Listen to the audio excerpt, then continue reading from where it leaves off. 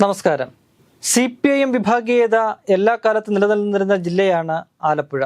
ഇപ്പോൾ അവിടെ ശക്തമായ വിഭാഗീയത തുടരുന്ന ഒരു കാലം കൂടിയാണ്. ഈ ഘട്ടത്തിലാണ് ജില്ലയിൽ നിന്നുമുള്ള ഒരു പ്രമുഖ നേതാവ് പാർട്ടി വിട്ടുകൊണ്ട് BJPയിൽ ചേർന്നത്. ബിപിൻ സി ബാബു എന്ന കായംകുളം ഏരിയ കമ്മിറ്റി അംഗമാണ് ഇന്ന് BJPയിൽ അംഗത്വമെടുത്തത്. CPIMനെ സംബന്ധിച്ച് വലിയൊരു തിരിച്ചടിയാണ് ഈ നീക്കം. കാരണം CPIM എല്ലാ കാലത്തും ആശയപരമായി സംഘടനം തുടർന്നു പോകുന്ന ഒരു പാർട്ടിയാണ് BJP. അങ്ങനെ ഒരു പാർട്ടിയിലേക്ക് സ്വന്തം പാർട്ടിയിൽ നിന്നും ഒരാൾ രാജിവെച്ച് പോകുന്നത് CPIMനെ സംബന്ധിച്ച് അത്ര നിസ്സാരമായി കാണാൻ കഴിയില്ല. മാത്രവുമല്ല, ഈ ബിപിൻ സി ബാബു എന്ന് പറയുന്നത് അത്ര നിസ്സാരക്കാരനുമല്ല. വിദ്യാർത്ഥി രാഷ്ട്രീയ കാലം മുതൽ സുപ്രധാന ചുമതലകൾ വഹിച്ചിട്ടുള്ള വ്യക്തിയാണ്. SFIയുടെ ആലപ്പുഴ ജില്ലാ സെക്രട്ടറി, പ്രസിഡന്റ്, സംസ്ഥാന കമ്മിറ്റി അംഗം, DYFI ജില്ലാ പ്രസിഡന്റ്, സംസ്ഥാന കമ്മിറ്റി അംഗം എന്നീ പദവികൾ വഹിച്ചിട്ടുണ്ട്. പിന്നീട് മുതുകുളം ബ്ലോക്ക് പഞ്ചായത്തിൻ്റെ വൈസ് പ്രസിഡന്റ് സ്ഥാനം അലങ്കരിച്ചു. ആലപ്പുഴ ജില്ലാ പഞ്ചായത്തിൻ്റെ വൈസ് പ്രസിഡന്റായിരുന്നു 2021-23 കാലഘട്ടത്തിലാണ്. ഇതൊന്നും പോരാതെ കേരള സർവകലാശാല സെനറ്റ് മെമ്പറായിരുന്നു.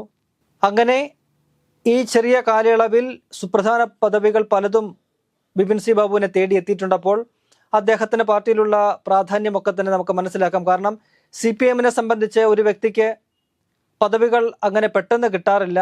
വർഷങ്ങളുടെ പാരമ്പര്യമുള്ളവർ പോലും, പ്രവർത്തന പാരമ്പര്യമുള്ളവർ പോലും ഇപ്പോഴും ഒരു പദവി പോലും ഇല്ലാതെ വെറും ഒരു പാർട്ടി അംഗമായിട്ട് തുടരുന്ന സാഹചര്യം നമുക്കറിയാം. ആ പാർട്ടിയെ അടുത്തറിയുന്ന നമുക്കെല്ലാം അക്കാര്യം അറിയാവുന്നതാണ്. അപ്പോൾ ബിപിൻ സി ബാബു ഇത്രയും കാലത്തിനിടയ്ക്ക് ഇത്രയും ചുമതലകൾ വഹിച്ചു. അങ്ങനെ ഒരു വ്യക്തി പൊടുന്നനെ പാർട്ടി വിട്ട് പോവുകയാണ്. മാത്രവുമല്ല, BJP പോലൊരു പാർട്ടിയിൽ ചേരുകയാണ്. ഇദ്ദേഹത്തിൻ്റെ കുടുംബം തന്നെ ഒരു പാർട്ടി കുടുംബമാണ്. അമ്മയും മുൻപ് പഞ്ചായത്ത് പ്രസിഡന്റായിട്ട് ഇരുന്ന വ്യക്തിയാണ്. 2000 മുതൽ 2015 വരെ എങ്ങാണ്ട് പഞ്ചായത്ത് പ്രസിഡന്റ് സ്ഥാനം അലങ്കരിച്ചു. പാർട്ടി ഏരിയ കമ്മിറ്റി അംഗമാണ്. അത്തരത്തിൽ പാർട്ടി കുടുംബത്തിൽ നിന്നുമുള്ള ഒരു വ്യക്തിയാണ് ഇപ്പോൾ ഇങ്ങനെ ഒരു നീക്കം നടത്തിയിരിക്കുന്നത്. സാധാരണ CPIM ഇത്തരത്തിൽ കോൺഗ്രസിൽ നിന്നും മറ്റുമൊക്കെ ആളുകൾ BJPയിലേക്ക് പോകുമ്പോൾ അതിനെ വലിയ രീതിയിൽ ആഘോഷിക്കുകയും വിമർശന വിധേയമാക്കുന്ന രീതിയിൽ അതിനെ ആഘോഷിക്കുന്ന കാഴ്ച നമ്മൾ കാണാറുണ്ട്. ആരെങ്കിലും BJPയിൽ നിന്ന് കോൺഗ്രസിലേക്ക് വന്നാലും അടുത്തിടെ തന്നെ സന്ധ്യ വാര്യർ കോൺഗ്രസിലേക്ക് വന്നപ്പോഴുമൊക്കെ അതിനെ വിമർശിക്കുകയും അത് ഈ രണ്ട് പാർട്ടികൾക്കുമിടയിൽ ഒരു പാലമായിട്ട് പ്രവർത്തിക്കാനുള്ള നീക്കമാണ്, രണ്ട് പാർട്ടികൾക്കിടയിലുള്ള ഒരു അന്തർധാര ശക്തമാക്കാനുള്ള നീക്കമാണെന്നൊക്കെയുള്ള വിമർശനമാണ് അവർ ഉന്നയിക്കുന്നത്. ഇപ്പോൾ ഈ ബിപിൻ സി ബാബു BJPയിലേക്ക് പോയത് എന്തിന് എന്നവർക്ക് വിശദീകരിക്കേണ്ടി വരും. ആലപ്പുഴ ജില്ലാ CPIMന്റെ സെക്രട്ടറി R നാസർ ഇപ്പോൾ അദ്ദേഹത്തിൻ്റെ നീക്കം ശരിയായ തീരുമാനമായിരുന്നില്ല. അദ്ദേഹം പോയത് വിഭാഗീയത മൂലമൊന്നുമല്ല. അദ്ദേഹത്തിനെതിരെ നേരത്തെ പാർട്ടി നടപടി സ്വീകരിച്ചിരുന്നു. അതുകൊണ്ട് അദ്ദേഹം പോയി എന്നാണ് ജില്ലാ സെക്രട്ടറി പറയുന്നത്. ബിപിൻ സി ബാബു മുൻപും നിരവധി കാര്യങ്ങളിലൂടെ വാർത്തകളിൽ നിറഞ്ഞിരുന്ന വ്യക്തിയാണ്. അത് ഈ വർഷം ആദ്യം അദ്ദേഹം ഈ ജില്ലാ പഞ്ചായത്ത് അംഗമായിരിക്കെ പാർട്ടിയിലെ പ്രശ്നങ്ങൾ ചൂണ്ടിക്കാട്ടിക്കൊണ്ട് സംസ്ഥാന സെക്രട്ടറി MV ഗോവിന്ദന് സ്വന്തം ലെറ്റർ പാഡിൽ അദ്ദേഹം ഒരു കത്തയച്ചു. ആ കത്ത് പുറത്താവുകയും വലിയ വിവാദമാവുകയും ചെയ്തു. അതിന് കാരണം ഈ കത്തില് പണ്ട് ആലപ്പുഴയിലെ INTUC നേതാവായിരുന്ന സത്യൻ 2001 കൊല്ലപ്പെട്ട സംഭവവുമായി ബന്ധപ്പെട്ട് ചില വെളിപ്പെടുത്തൽ അദ്ദേഹം നടത്തി. സത്യന്റെ കൊലപാതകം പാർട്ടി ആലോചിച്ചെടുത്ത് നടത്തിയ ഒരു സംഭവമാണെന്ന് അദ്ദേഹം പറയുന്നുണ്ട്. ഈ കേസിൽ നിരപരാധിയായ താൻ ശിക്ഷിക്കപ്പെട്ടു എന്നൊക്കെ അദ്ദേഹം പറയുന്നു. അങ്ങനെ ആ സമയത്ത് അത് വലിയ വിവാദമാവുകയും അദ്ദേഹം ഈ പാർട്ടിയെ അത് വലിയ പ്രതിരോധത്തിലാക്കുകയും ഒക്കെ ചെയ്തിരുന്നു. 2001 നിയമസഭാ തെരഞ്ഞെടുപ്പ് കാലത്താണ് INTUC നേതാവ് സത്യൻ കൊല്ലപ്പെടുന്നത്. അതിനു മുമ്പ് അദ്ദേഹം RSS പ്രവർത്തനമൊക്കെ ആയിരുന്നു.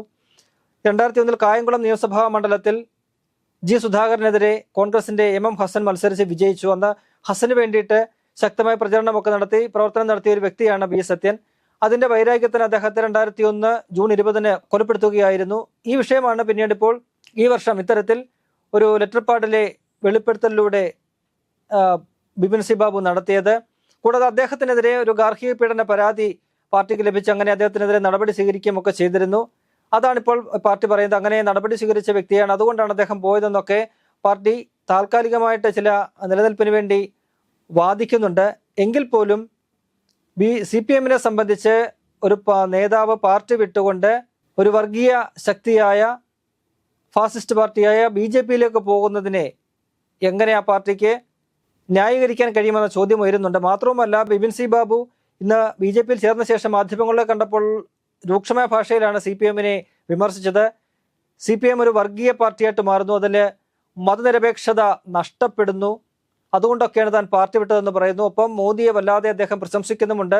മോദി വികസന നേതാവാണ്, അദ്ദേഹത്തിന്റെ വികസന നേട്ടങ്ങൾ കണ്ട് ആകൃഷ്ടനായാണ് താൻ പാർട്ടിയിലേക്ക് വരുന്നത്. ഒപ്പം തന്നെ BJP ഒരു വർഗീയ പാർട്ടിയല്ലേ, അതിലേക്ക് പോയത് എന്തിനെന്ന് ചോദിക്കുമ്പോൾ താൻ അങ്ങനെ കരുതുന്നില്ല.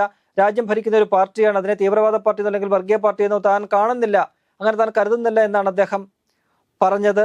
അങ്ങനെ CPM-നെതിരെ അതിരൂക്ഷമായ ഭാഷയിൽ അദ്ദേഹം വിമർശനം ഉന്നയിക്കുന്നുണ്ട്. ഇന്ന് BJP-യുടെ ഒരു സംഘടനാ യോഗം തിരുവനന്തപുരത്ത് നടന്നു. ആ യോഗത്തിലാണ് വിപിൻ സി ബാബു രാവിലെ എത്തി അംഗത്വം സ്വീകരിച്ചത്. BJP സംസ്ഥാന അധ്യക്ഷൻ K. സുരേന്ദ്രൻ ഉൾപ്പെടെയുള്ളവർ ഉണ്ടായിരുന്നു.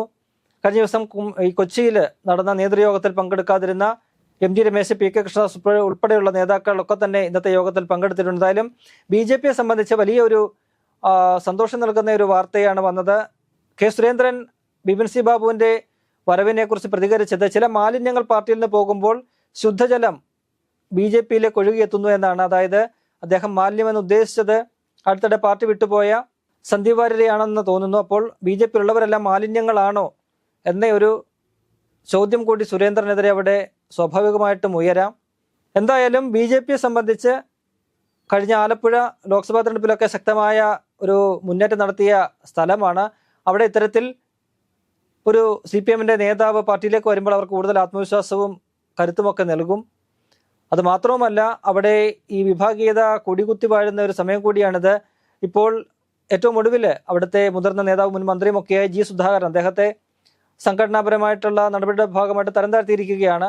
അദ്ദേഹത്തെ ഇപ്പോൾ അവിടെ ഏരിയ സമ്മേളനത്തിലേക്ക് പങ്കെടുപ്പിച്ചില്ല, അദ്ദേഹത്തെ ക്ഷണിച്ചില്ല. അത്തരമൊരു വിവാദം നിലനിൽക്കുന്നുണ്ട്.